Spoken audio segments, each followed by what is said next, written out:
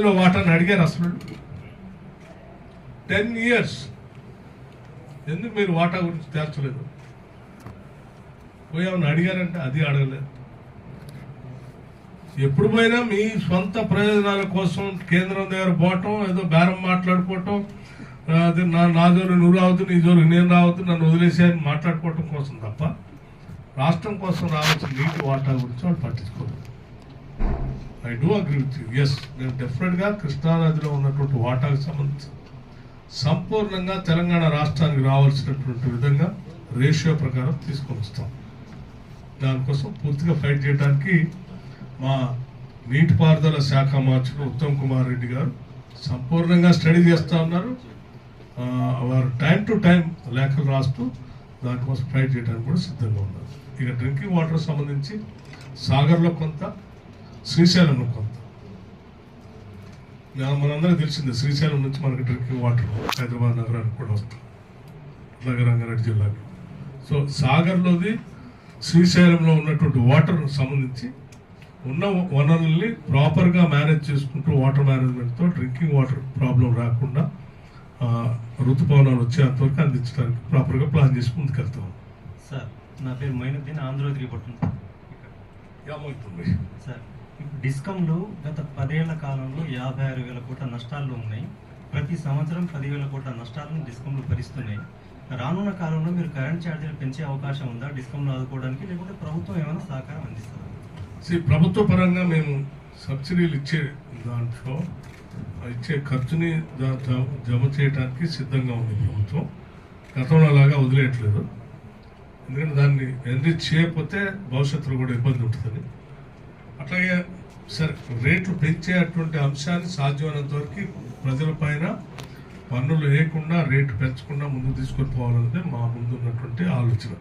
మేము ఎటువంటి ఆలోచన చేయట్లేదు పెంచడానికి. సరే, రెగ్యులేటరీ అథారిటీ వాళ్ళు ఎప్పటికప్పుడు వాళ్ళకున్న స్టిపులేటెడ్ టైం ప్రకారం వాళ్ళు క్యాల్కులేట్ చేసి చెప్తూ ఉంటారు. అయినప్పటికీ కూడా స్టేట్ గవర్నమెంట్ నుంచి మేము స్టాండ్ తీసుకోవాలని ఆలోచన ఉన్నాం. Hello sir, Krishnaveni TV5. సంపద సృష్టించగలమనే కాన్ఫిడెంట్తోనే కదా మీరు కొన్ని హామీలు ఇచ్చారు, మీరే టార్గెట్ లైన్ పెట్టుకున్నారు. ఎన్నికల కోడ్ వస్తుందని తెలిసి కూడా ఎందుకు వాటిని అమలు చేయలేకపోయింది కాంగ్రెస్ గవర్నమెంట్? నేను చెప్పిన స్టిపులేటెడ్ టైంలోనే ఏమాత్రం ఒక్క రోజును కూడా ఆలస్యం చేయకుండా అమలు చేసుకుంటూ వచ్చాం. ఉదాహరణకి శాసనసభ్యులుగా మేము ప్రమాణ స్వీకారం చేసినటువంటి గంట వ్యవధిలోనే అదే శాసనసభ ప్రాంగణంలో ఫ్రీ బస్ రైడ్ సంబంధించి బస్సులు అక్కడ పిలిపించి అక్కడి నుంచే ప్రారంభోత్సవం చేశాం. మేమందరం బస్సు ఎక్కి ట్యాంక్ బండ్ వరకు ప్రయాణం చేసాం, మహిళా సభ్యులతో సహా కలిపి. అదే ప్రాంగణంలో 10 లక్షల రూపాయల రాజీవ్ ఆరోగ్యశ్రీని కూడా స్టార్ట్ చేశాం. 15 రోజులు గ్యాప్ ఇచ్చుకుంటూ ఒక్కొక్క స్కీమ్ చేసుకుంటూ వచ్చాం. ఎక్కడ అశ్రద్ధ చేయలేదు, చాలా స్పీడ్గా కూడా చేసుకుంటూ వచ్చాం. సరే, ఈ లోపల ఎన్నికల కోడ్ వచ్చింది. ఎన్నికల కోడ్ అన్అవాయిడబుల్ అయిపోయింది. తప్పనిసరిగా అది అయిపోయిన తర్వాత మళ్ళీ మిగతా చేసుకుంటూ ముందు పోతా ఉంటాం. ఉదాహరణకి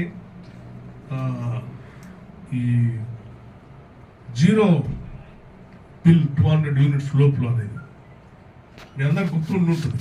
మేము చేవేళ్లలో లాంచ్ చేద్దామని అనుకున్నాము. డేట్ కూడా అనౌన్స్ చేసుకొని లాంచ్ చేయడానికి రెడీ చేసుకున్న సమయంలో ఒకరోజు ముందు సడన్గా అక్కడ ఎన్నికల కమిషన్ వాళ్ళు ఎమ్మెల్సీ అనౌన్స్ చేశారు, ఎన్నికలు కూడా వచ్చింది, చేయడానికి వీల్లేదంటే. అయినప్పటికీ కూడా ఆ జిల్లా ఒక్కటి వదిలేసి మొత్తం రాష్ట్రం అంతా చేద్దామని చెప్పి మేము వెన్యూ మార్చుకొని కూడా సెక్రటరియట్లో లాంచ్ చేశాం. ఒకవేళ మాకు చేయాలనేటువంటి ఆలోచన లేకపోతే దాన్ని ఎక్స్క్యూజ్గా తీసుకొని ఎన్నికలైన తర్వాత చేద్దామని అనుకునేవాళ్ళం. నో, అది ఇబ్బంది ఉన్నా కానీ ఆ జిల్లా వరకు వదిలేసి మొత్తం రాష్ట్రం అంతా చేద్దామని చెప్పి స్టార్ట్ చేసాం. మార్చిలో జీరో బిల్ కూడా ఇచ్చేసాం. So we are committed. తప్పనిసరిగా ఆల్టర్నేటివ్ రెవెన్యూ రిసోర్స్ జనరేట్ చేస్తాం. ఇచ్చిన గ్యారంటీస్ కూడా ఇది రాజకీయ అవసరాల కోసం ఇచ్చాయని నేను అనుకోవట్లేదు. మేమందరం నమ్మేది ఏంటంటే ప్రజలకి మనం సృష్టించిన సంపదను పంచితేనే తప్ప వాళ్ళు ఆర్థికంగా నిలబడి తద్వారా వాళ్ళు కూడా సంపద సృష్టించే కార్యక్రమంలో భాగస్వాములు కాలేరు. కాబట్టి రాష్ట్ర ఆర్థిక స్థితిగతులు జిఎస్డిపి పెరగాలంటే వాళ్ళని కూడా ఎంకరేజ్ చేయాలి మనం. సో అల్టిమేట్గా స్టేట్ విల్ గెట్ ఎన్రిచ్. ఏదో ఇండివిజువల్కి ఎవరికి దయాదాక్షిణాలతో చేస్తున్నాను నేను అనుకోవట్లేదు. సో డెఫినెట్గా we are committed to that, will do that. నా పేరు యూసుఫ్ బాబు, ప్రజాపూర్ దినపత్రిక. సార్, మీ జాతీయ అధినేత రాహుల్ గాంధీ గారు వరంగల్లో మొట్టమొదటి డిక్లరేషన్ సభ అనుకోండి, ఆ సభలో ఒక మాట చెప్పారు. ప్రస్తుతం ఉన్న పాలకులు తెలంగాణ రాష్ట్రాన్ని దోచుకున్నారు, ఆ డబ్బులన్నీ వెనక్కి తీసుకొచ్చి ప్రజల జేబుల్లోకి వచ్చేలాగా చేస్తానని చెప్పేసి ఒక వాగ్దానం చేశారు.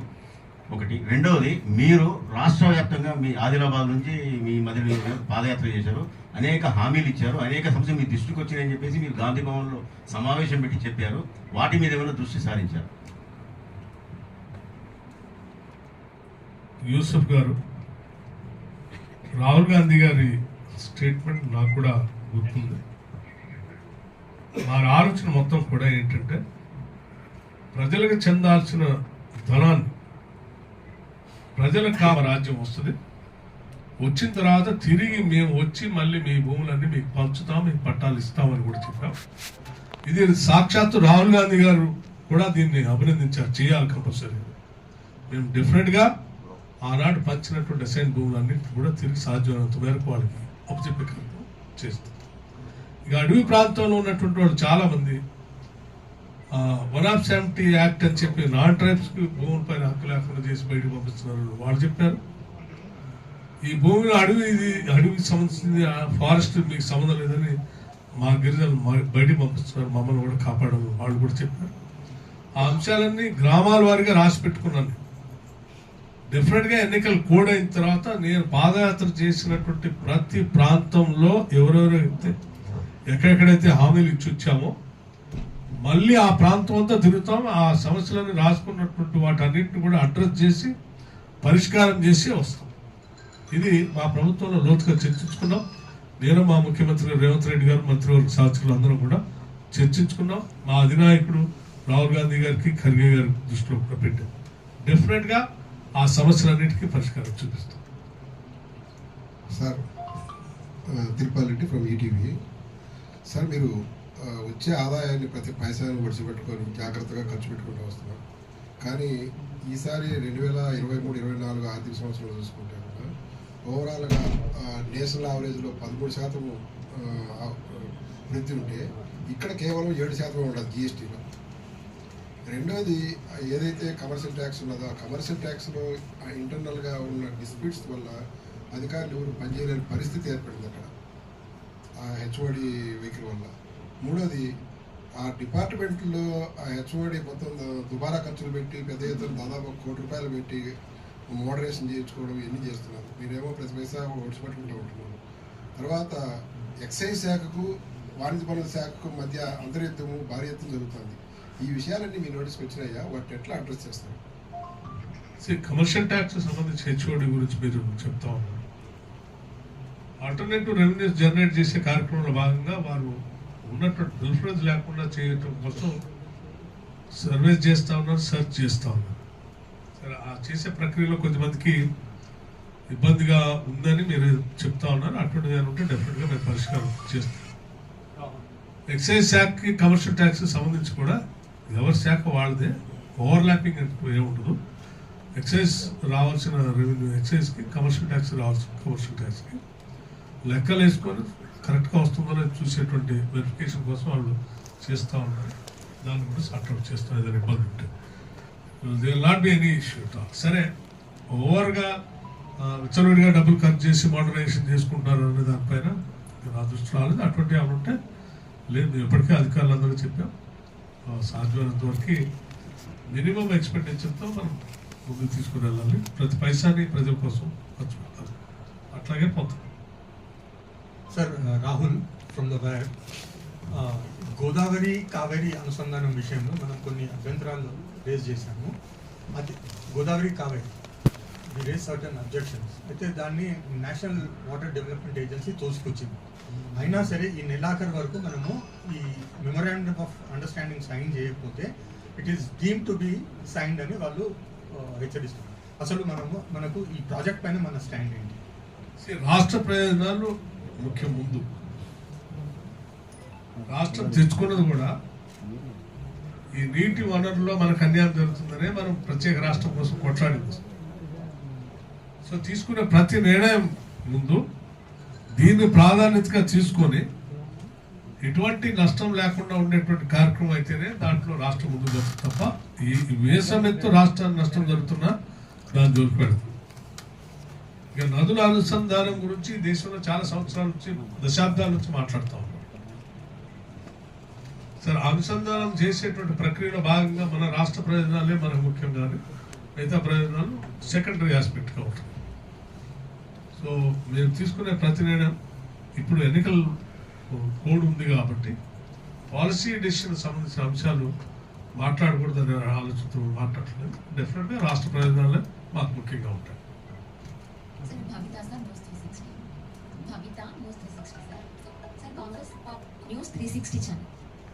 కాంగ్రెస్ పార్టీ అధికారంలోకి రాగానే ఖచ్చితంగా డిసెంబర్ 9 రోజు ప్రమాణ స్వీకారం చేస్తుంది. ఆ రోజే రుణమాఫీ చేస్తుంది రైతులకు. ఎవరైనా తీసుకున్న వాళ్ళు ఉంటే కూడా 2 లక్షలు తీసుకోండి అని చాలా సందర్భాల్లో చెప్పారు. అధికారంలోకి వచ్చి 4 నెలలు అవుతుంది. ఇక్కడ సైడ్ బ్యాంక్ అధికారులు రైతుల దగ్గరికి వెళ్ళి మా ప్రభుత్వం నుంచి ఎలాంటి సమాచారం రాలేదు, మీరు ఖచ్చితంగా తీసుకున్నటువంటి అప్పు కట్టాలి అని చెప్పేసి రైతులను వేధిస్తుంటే, అటు ఆత్మహత్యలు చేసుకుంటే ప్రభుత్వం పట్టించుకోకుండా అధికారంలోకి వచ్చినప్పుడు 4 నెలల నుంచి కూడా 4 అంశాలను తెరపైకి తీసి పబ్బం పడుతుంది అని పట్టుకుంటుందని చెప్పేసి కొంతమంది నాయకులు అంటున్నారు. మొదటి నెల శ్వేతపత్రంతో గడిపారు, 2వ నెల గొర్రెల స్కామ్ అన్నారు, 3వ నెల మేడిగడ్డ అన్నారు, ఇప్పుడు ఫోన్ ట్యాపింగ్ లో అంటున్నారు. రైతులపైన దృష్టి పెట్టకుండా, పాలన పైన దృష్టి పెట్టకుండా ఎందుకు అంటున్నారు? భవిత గారు నేను చెప్పిన అంటే పాలన పైన దృష్టి పెట్టకుండా ఫోన్ ట్యాపింగ్ గురించి, మేడిగడ్డ గురించి మాట్లాడుతున్నారు అన్నారు. సరే, మేము రుణమాఫీ గురించి డెఫినెట్గా మాకు క్లారిటీ ఉంది. 100% మేము రుణాలను ఈ ఎన్నికలు కూడా అయిన తర్వాత దానికి సంబంధించి స్పష్టమైనటువంటి విధానపరమైన నిర్ణయం కూడా ప్రకటిస్తాం.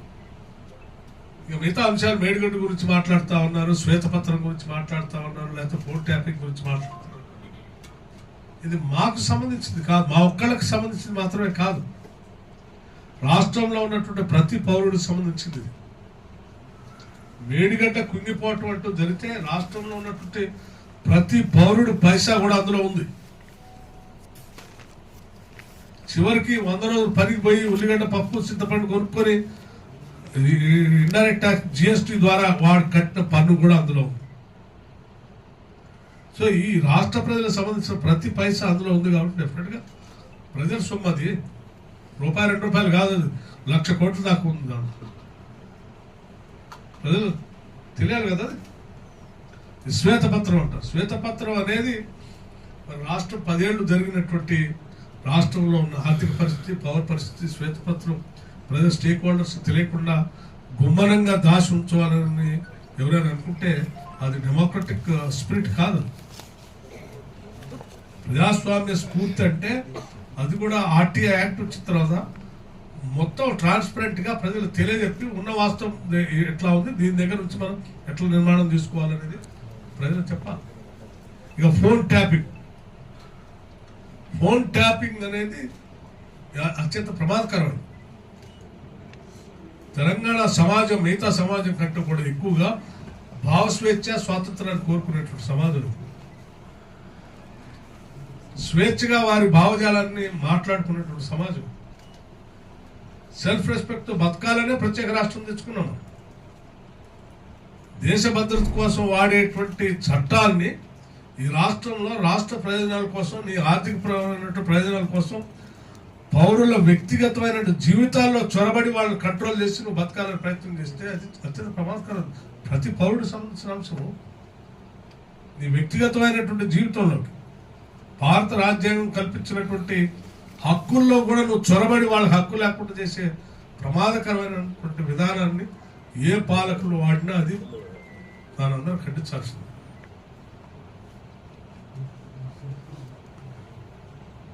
మీరందరూ చదివే ఉంటారు. చాలా మంది బ్లాక్ మెయిల్ చేశారు, డబ్బులు వసూలు చేశారు, లేకపోతే వ్యక్తుల జీవితాల్లోకి వెళ్ళారు, కుటుంబాల జీవితాల్లోకి వెళ్ళారు. ఎక్కడ privacy? Where is the privacy? This is Sharath from Hans India and Business. I'm a business reporter. మీకు తెలుసు, industry is the back bone of economy and major source of revenue for the government.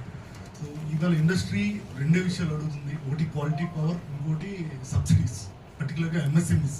So అంటే మీరు అంటున్నారు 24 hours quality power ఇస్తున్నారని, కానీ నేను ఇండస్ట్రీస్తో మాట్లాడినప్పుడు మాకు తెలిసిన ఫీడ్బ్యాక్ ఏంటంటే 24 hours క్వాలిటీ పవర్ రావట్లేదు అని వాళ్ళ వాదన. వాళ్ళు ఇండస్ట్రీ బాడీస్కి వాళ్ళ రిప్రజెంటేటివ్స్కి చెప్తే వాళ్ళు అంటే ఎలక్ట్రిసిటీ ఈ జెన్కోస్ బిల్ అడిగితే ట్రాన్స్కోకి వాళ్ళు చెప్పేది ఏంటంటే ఈ కొన్నాళ్ళు ఉంటుంది ఈ ప్రాబ్లము, ఎందుకంటే we are doing something some repairs అనుకోండి చేస్తున్నారు అని చెప్తున్నారు. కానీ ఆ రిపేర్స్ ఏం చేసినా కొన్నాళ్ళే ఉంటుంది కదా సార్, అది ఉంటుంది కదా. లేదు, అకార్డింగ్ టు ఇండస్ట్రియలిస్ట్ వాళ్ళు ఏమంటున్నారంటే మాకు రెగ్యులర్గా పవర్ ఇంటరప్ట్ అవుతుంది అని చెప్తున్నారు. సో దాని గురించి నేను చాలా స్పష్టంగా మరొకసారి చెప్తా ఉన్నాను శరత్ గారు, 100% మేము క్వాలిటీ పవర్ ఇస్తా ఉన్నాం. ఎవరికైనా ఏ ప్రాంతంలోనైనా పారిశ్రామికవేత్తలు ఎవరికైనా ఇబ్బంది ఉంటే నేరుగా మా ఎస్పీడీసీఎల్ సీఎండి కానీ అదే ఎన్పీడీసీఎల్ సీఎం కానీ లేకపోతే నా ఆఫీసుకి కానీ నేను సమాచారం పంపిస్తే ఇమ్మీడియట్గా దాన్ని రెక్టిఫై చేయడానికి మేము సిద్ధంగా ఉన్నాం. అసలు ఉండదని మేము చాలా స్పష్టంగా గట్టిగా చెప్తా ఉన్నాను. మీకు ఏదైనా కారణాల చేత ఎక్కడైనా ఉత్పన్నం అయితే కూడా నేను చాలా చోట్ల నేను వచ్చిన దగ్గర నుంచి వెరిఫై చేయించాను. ఇట్లా మీలాంటి మిత్రులు చాలా మంది చెప్తా ఉంటే సోషల్ మీడియాలో వస్తూ ఉంటే కూడా ఇమ్మీడియట్గా నేను వెరిఫై చేస్తే అన్ని ఫేకే. చివరికి నేను నిన్న I was force to ask my CMD to file A case. మీరు ఫైల్ చేయండి, కేసు ఎఫ్ఐఆర్ చేయించండి, కంప్లైంట్ చేయండి. ఎందుకంటే ప్రజల జీవితాలతో ఆట ఆడుకోవటం ఇది. మీరు ప్లానింగ్ సిచ్యువేషన్ క్రియేట్ చేసి వాళ్ళ ఇండస్ట్రియల్ ప్రొడక్షన్ లేకుండా చేసే ప్రమాదం జరిగితే రాష్ట్రానికి నష్టం. ఇది ఫేక్ న్యూస్ ఎందుకు స్ప్రెడ్ చేస్తున్నారు కావాలని? మీరు ఎఫ్ఐఆర్ చేయండి. సో మీకు కూడా నేను చెప్తా ఉన్నాను, 100% ఫేక్ న్యూస్ నమ్మబాకండి. సాధ్యమైనంత వరకు మేము 100% ఇస్తా ఉన్నాము. ఎవరైనా ఉంటే మా దృష్టి తీసుకొస్తే కూడా రెక్టిఫై చేయడానికి సిద్ధంగా ఉన్నాం. ఇక్కడ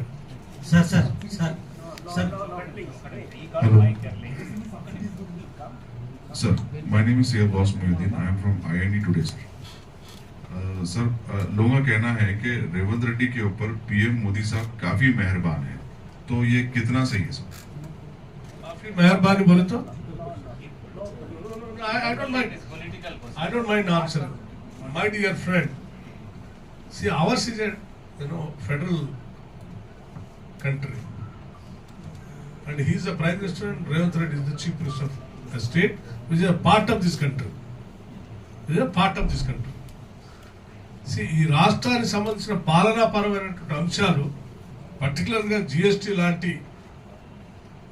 లాంటి మొత్తం అన్ని రాష్ట్రాలలో పన్నులు వసూలు చేసి కేంద్రం దగ్గరికి వెళ్ళి కేంద్రం నుంచి డిస్ట్రిబ్యూషన్ జరుగుతున్న ఈ ప్రక్రియలో ప్రతి రాష్ట్రానికి సంబంధించిన మంత్రులు కానీ మంత్రిమండలి కానీ తప్పనిసరిగా కేంద్ర ప్రభుత్వంతో కలవాల్సిన అవసరం ఉంటుంది, రిప్రజెంట్ చేయాల్సిన అవసరం ఉంటుంది. రిప్రజెంట్ చేసినంత మాత్రాన కావాలని రాజకీయ పూరితమైనటువంటి అభాండాలు వేస్తే ఉంటే అది దేర్ ఇమెచ్యూరిటీ అనుకోవచ్చు, లేకపోతే కొన్ని మోటోస్తో చేస్తున్నట్టుగా అనుకోవచ్చు. Revanth Reddy is the chief minister of the Congress party government, and he is doing his best to do the thing. మన ఆలోచనలనే మిగతా వాళ్ళు కూడా ఇలాగే ఉంటాయని అలా అనుకొని ఊహించుకొని మాట్లాడే వాళ్ళ గురించి నేను సమాధానం చెప్పలేను. మాకు ఫోన్ ట్యాపింగ్ చేయాల్సిన అవసరం కానీ కర్మ కానీ లేదు. సర్వస్వతంత్రంగా ఈ రాష్ట్రంలో ఉన్నటువంటి ప్రజలు స్వేచ్ఛగా బతకాలని కోరుకునేటువంటి వాళ్ళం. మాకు ఎటువంటి ఇబ్బంది లేదు. మీరు అప్పుల గురించి మాట్లాడారు. నేను శ్వేతపత్రంలోనే మెన్షన్ చేసే 7 లక్షల కోట్ల అప్పు ఉంది. ఆ అప్పు సంబంధించి ఆ 10 ఏళ్ళు వాళ్ళు మానిటోరింగ్ పీరియడ్ తీసుకొని ఇప్పుడు కట్టే కార్యక్రమం మాకు చెప్పిపోయారు. ఆ పనిలో ఉన్నాం.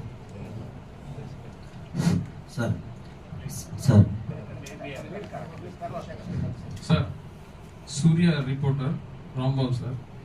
ఇప్పుడు రాష్ట్ర ఆర్థికం గురించి చెప్తారు కదా సార్ ప్రభుత్వం, మీరు ప్రజల ఆర్థికం గురించి కూడా ఆలోచించాలి. ఇప్పుడు విద్యా వ్యవస్థ రాబోయే సీజన్ స్టార్ట్ అవుతుంది సార్, స్కూల్స్ ఎండ్ అయ్యి. సో ఫీజులు అనేవి విపరీతంగా పెరిగిపోతున్నాయి. మొత్తం ప్రైవేటైజేషన్కి ఒత్తాస పెరుగుతున్న ప్రభుత్వంగా గత ప్రభుత్వాలను చూసినాం. మీరు కూడా అదే దారిలో పోతారా? ప్రజల్ని ఏమన్నా స్కూల్ ఫీజులు కానీ కాలేజ్ ఫీజులు తగ్గించే ప్రయత్నం కూడా మీరు ఏమన్నా చేస్తారా? ఇంకొకటి సార్, విద్యుత్తును పక్క రాష్ట్రాల నుంచి కొంటున్నాం. ఇప్పుడు కరువు ఇలాగే కొనసాగితే రాబోయే రోజుల్లో నీటిని కూడా కొనాల్సినటువంటి రోజులు వస్తాయా? ఈ రెండింటికి మీ అభిప్రాయం ప్రభుత్వం తరఫున. మిత్రమా, ముందుగా ఎడ్యుకేషన్ సంబంధించి చాలా స్పష్టత దర్శకున్నాం. మా ప్రభుత్వానికి అత్యంత ప్రాధాన్యత రంగంగా విద్య, వైద్యం. మేము రాగానే ముందుగా వీటి మీద రివ్యూ చేసుకుంటాం కూడా జరిగింది. అందుకే ఇంటిగ్రేటెడ్ రెసిడెన్షియల్ స్కూల్స్ స్టార్ట్ చేయాలనేది మేము తీసుకున్నాం డిసిషన్. గతంలో ఎప్పుడు పక్కా బిల్డింగ్స్ కోసం డబ్బులు కేటాయించి పెట్టలేదు. ఈ సంవత్సరమే 4,000 కోట్ల రూపాయలు ఓన్లీ పక్కా బిల్డింగ్ స్కూల్స్ కోసం కట్టడం కోసం డిజైన్ చేసి పెట్టాం. ఇంకా అవసరం అయితే కూడా వెచ్చించడానికి సిద్ధంగా ఉన్నాం. ఇంటిగ్రేటెడ్ స్కూల్స్, తర్వాత తెలంగాణ పబ్లిక్ స్కూల్స్ కూడా పెట్టాలని కూడా మేము డిసైడ్ చేసుకున్నాం. విద్యను వ్యాపారంగా మార్చకూడదు అనేది కూడా చాలా స్పష్టంగా ఉన్నాం. హైదరాబాద్ నగరం కానీ జంట నగరాల్లో విపరీతంగా పెంచుతున్నటువంటి ఫీజుల పైన కూడా దృష్టి సారించాలనే ఆలోచన ఉన్నాం. రైట్ టు ఎడ్యుకేషన్ యాక్ట్ని సంపూర్ణంగా ఈ రాష్ట్రంలో అమలు చేయాలనే ఆలోచనలో కూడా ఉన్నాం. గత 10 ఏళ్ళు దాన్ని అమలు చేపిస్తాం. ఫీజుల నియంత్రణకు సంబంధించి కూడా మేము అధికారులకు చాలా స్పష్టంగా ఇప్పటికే ఒక సందేశం ఇచ్చాము. మొత్తం స్టడీ చేయండి, ఫీజుల నియంత్రణ జరగాల్సిందే. అఫోర్డబుల్ ఎడ్యుకేషన్ లేకపోతే పేద మధ్యతరగతి కుటుంబాలకు చాలా ఇబ్బంది అవుతుంది. 100% come what may we are going to implement that. ఇక నీటికి సంబంధించి నీటి కొరత అనేది కేవలం తెలంగాణకు సంబంధించినటువంటి డ్రౌట్ కాదు, దేశవ్యాప్తంగా ఉన్నటువంటి సమస్య. పక్క రాష్ట్రం అయినా అదే సమస్య, ఇంకో రాష్ట్రం అనేది తెలుసు. ఎవరు కంగారు పడాల్సిన అవసరం లేదు. Drinking water fully organised. Sir నమస్కారం సార్, నా పేరు వెల్జాల చంద్రశేఖర్. నమస్తే తెలంగాణ సార్. అయితే పొలిటికల్ క్వశ్చన్స్ అడగొద్దని ఇందాక చెప్పారు, కానీ మీరు ప్రస్తావించిన అంశంలో నుంచే నేను క్వశ్చన్ అడుగుతున్నాను.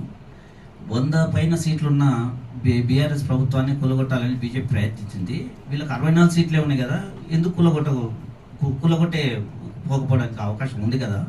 అందుకోసమే 20 మంది ఎమ్మెల్యేలు మమ్మల్ని సంప్రదిస్తున్నారు అని నిన్న ప్రస్తావించారు. నేను ఇందాక కూడా మీరు ప్రస్తావించారు విషయం, ఏడాదిలో పడిపోతుంది గవర్నమెంట్ అన్నారు కనుక మీకోసం నుంచి అడుగుతున్నాను. దానిపైన మీరు ఎట్లా ఏ విధంగా స్పందిస్తారని చెప్పి అడుగుతున్నాను సార్.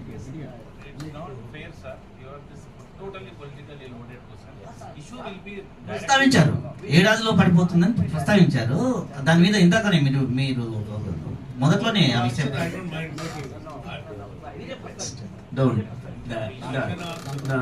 అక్కడ జరిగింది ఏదో అయిపోయింది, మళ్ళీ రిక్వెస్ట్ చేశాము. So please with next last question Narender. అయిపోయింది, నీ ఛాన్స్ అయిపోయింది, వద్దన్నావుగా. సార్ నా పేరు రాంబాబు, ఏఎన్ఎన్ అమాన్యూస్ ఛానల్. సార్ ఇక్కడ సార్ నా పేరు రాంబాబు, ఏఎన్ఎన్ అమాన్యూస్ ఛానల్. సార్ ఇది ఐఎండి లెక్కల ప్రకారం కూడా 2023-24 సంవత్సరానికి సాధారణం కంటే 14% వర్షపాతం ఎక్కువ నమోదైంది. ఇప్పుడు ఉన్నటువంటి కాంగ్రెస్ ప్రభుత్వం నీటి సమస్యను పరిష్కరించకుండా లోటు వర్షపాతం లేకపోతే కరువు అనేటువంటి సమస్యలు చెప్పి తప్పించుకున్నటువంటి ప్రయత్నం చేస్తూ ఉంది. ఈ నీటి సమస్యకు విద్యుత్కు కాంగ్రెసే కారణం అని చెప్పేసి, కాంగ్రెస్ ప్రభుత్వమే కారణం అని చెప్పేసి విపక్షాలు ఆరోపణ చేస్తున్నాయి. దీని మీద మీరు ఏ విధంగా? మిత్రమా, చెరువుల్లో, రిజర్వాయర్స్లో మీడియం ఇరిగేషన్ ప్రాజెక్ట్స్ వర్షాలు బాగా పడి నీళ్లుంటే మేము వచ్చి 3 నెలల్లో మేమందరం మేము వాటి చెరువుల మీద మీడియం ఇరిగేషన్ ప్రాజెక్టు మీద పడి మేమే నీళ్లు తాగి ఖాళీ చేయలేదుగా. సో అది భౌతికంగా కనపడేది. సో నీళ్లు అన్ని వాటిల్లో ఎండిపోయి డెడ్ స్టోరేజ్కి వచ్చినాయని అన్ని చోట్ల చెప్తా ఉన్నారు. పత్రికలు కూడా రాస్తున్నారు, మీరు కూడా రాస్తా ఉన్నారు. సో పడ్డటువంటి నీటి పాతం కానీ ఆ ఉన్న నీళ్లనైనా ఒడిసి పట్టుకొని జాగ్రత్త కాపాడుకునే విధానం కానీ మీరు చేయలేకపోయారు కాబట్టి వాళ్ళు ఎండిపోయి ఖాళీలు ఉన్నారు. అదే మేము ఉండుంటే ఆ వచ్చిన లెక్కలు బట్టి రాబోయే 3 నెలలు మళ్ళీ వర్షాకాలం వచ్చేంత వరకు ఎన్ని నీళ్ళు అవసరమో జాగ్రత్తగా వాటిని వాటర్ మేనేజ్మెంట్ చేసుకుంటూ వచ్చేవాడు. అది వాళ్ళు చేయలేదు కాబట్టి దాన్ని మళ్ళీ కప్పించుకోవడం కోసం ఇటువంటి మాటలు మాట్లాడుతాం.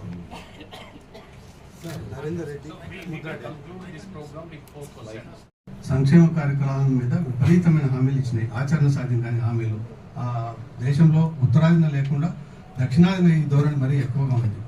దీనివల్ల అభివృద్ధి కార్యక్రమాలు నిధులు లేని పరిస్థితి, తర్వాత ఆచరణ సాధ్యం కానీ సంక్షేమ పథకాలను కూడా పూర్తిగా అమలు చేయలేని పరిస్థితి నెలకొని ఉంది.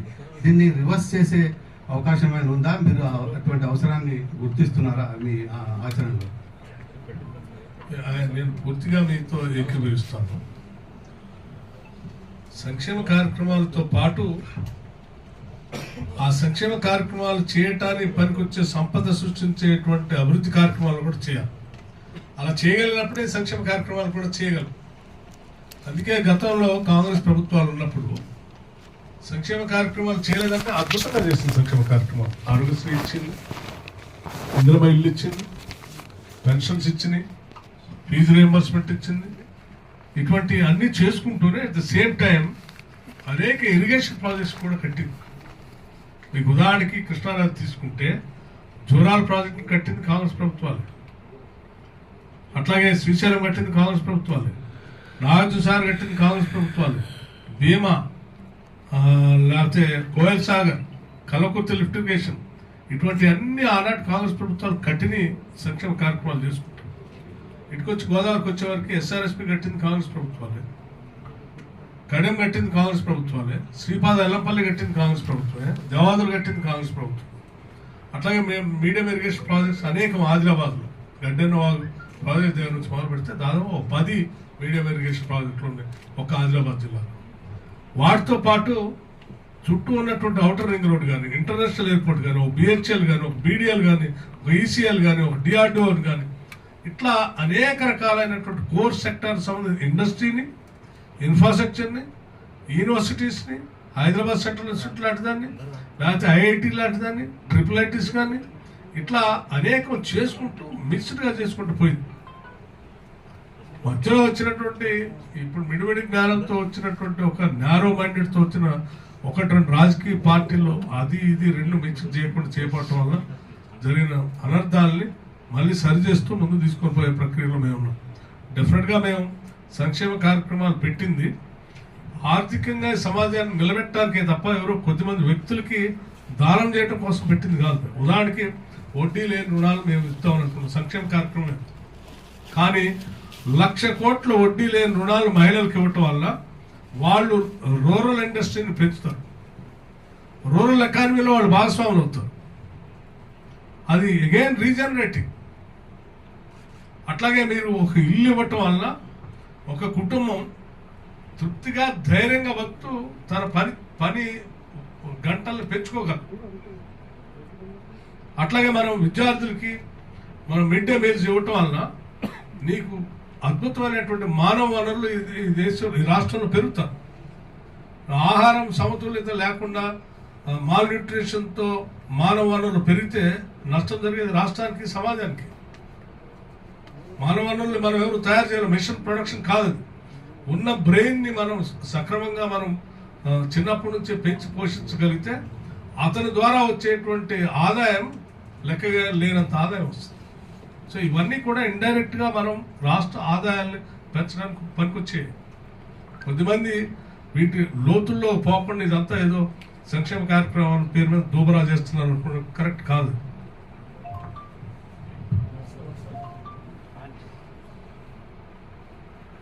నమస్కారం sir, Venkataratnam, senior journalist, AP news.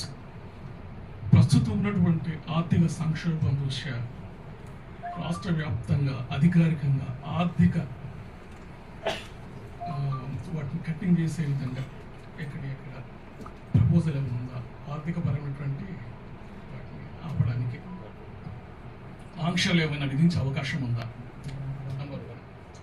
Number 2, 40 సంవత్సరాల క్రితం మేము గాంధీ భవన్కి ప్రెస్ మీట్కి వెళ్ళినప్పుడు ప్రధానంగా మాకు వినబడే ప్రధాన అంశాలు అక్కడ శ్రీమతి ఇందిరాగాంధీ గారి యొక్క గరీబీ హఠావో, రోటీ కపడా ఔర్ మకాన్, అవే దేశానికి దేశ ప్రజలకు విధంగా. బట్ ఆ స్లోగన్స్ ఏమి వినబట్టం లేదు. దయచేసి దీని గురించి చెప్పండి. ఆర్థిక సంక్షోభం సంబంధించి ఫస్ట్. Thank you. ఆర్థిక సంక్షోభం అంటే